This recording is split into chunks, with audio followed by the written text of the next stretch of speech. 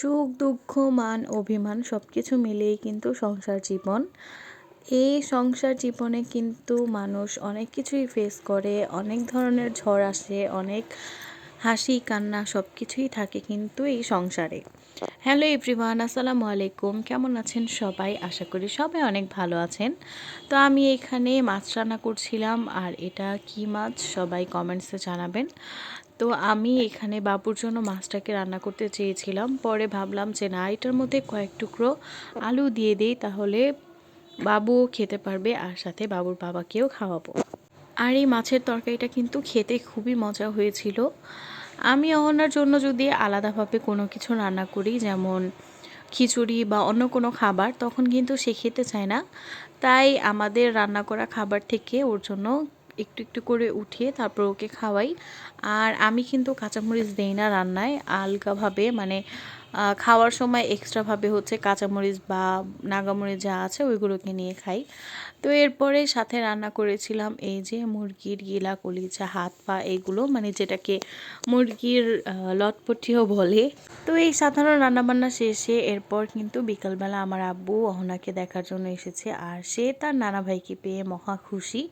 নানা ভাইকে কিন্তু কোনোভাবেই যেতে দিবে না, আর আব্বু ওর সাথে খেলা করছিল, আর ওকে কোনোভাবে রেখে তারপর যাওয়ার চিন্তা করছিল আর কি। পর আমরা একটুখানি মুভি দেখছিলাম আর সাথে পাকোড়া খাচ্ছিলাম। তো অনেক দিন যাবৎ ভাবতেছিলাম একটু হাঁসের মাংস খাবো। বাসাতে তো অহনাকে নিয়ে আমি কোনো মতো রান্নাবান্না করি, এর মধ্যে আবার হাঁসের মাংস রান্না করতে যাব, অনেক প্যারা।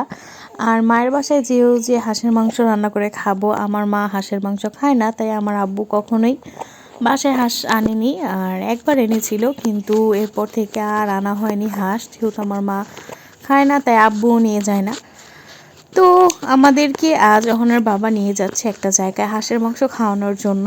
আর এখানে হচ্ছে আমি, মা আর অহনার বাবা গিয়েছিলাম, আর সাথে কিন্তু অহনা ছিল। আর হ্যাঁ, এটা হচ্ছে আবদুল্লাপুর। তো এখানে এসে অনেকগুলো স্টল দেখলাম খাবারের, এইসব স্টলে অনেক অনেক কিছু বিক্রি করা হয়। আর এই যে দেখেন আমার ময়না পাখি।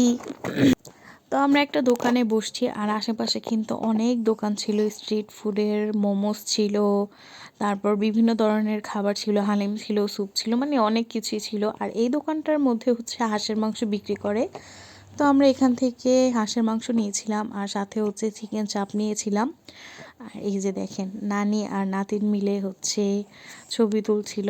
তো আমি সব কিছু একটু সুন্দর মতো ভিডিও করে নিয়েছিলাম। আর হুট করে ওই দিন যে ঘুরতে গিয়েছিলাম, ওইটার পিছনে কিন্তু একটা রিজন ছিল। রিজনটা হচ্ছে ওই দিন ছিল আমাদের অ্যানিভার্সারি। দেখতে দেখতে দুঃখ সুখ সব কিছু মিলিয়ে, মান অভিমান এই সব কিছু নিয়েই কিন্তু আমাদের 2 বছর পূর্ণ হয়ে গিয়েছিল। আর সাথে কিন্তু আল্লাহর তরফ থেকে আমরা একটা ছোট্ট পুতুলও পেয়েছিলাম। তো যাই হোক, আর এই যে এখানে আমাদের হাঁসের মাংস আর সাথে পরোটা দিয়েছিল।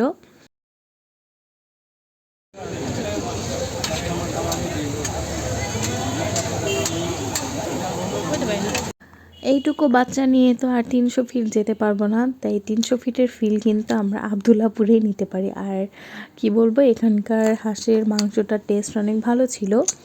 আর এই যে এখানে আমরা হচ্ছে মোমোস নিচ্ছিলাম। তো মোমোসটা হচ্ছে পার্সেল নিয়ে নিয়েছিলাম, আর সাথে মোমোসের সাথে কিন্তু বার্গারও নিয়েছিলাম। আর এইগুলা হচ্ছে আমরা ভেবেছিলাম ওইখানে বসেই খাবো, কিন্তু ওইখানে বসে তো আর খাওয়া হয়নি, তাই বাসাতেই পার্সেল করে নিয়ে আসছিলাম।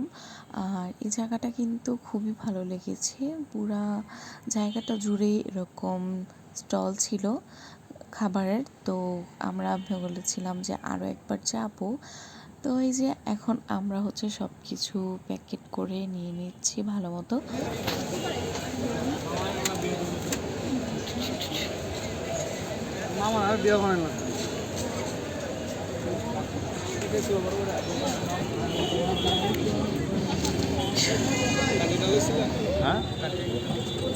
দিছে না, বলতে পারি না, কাঠিটা দিয়ে দিচ্ছেন না ভাই ভিতরে পার্সেলে।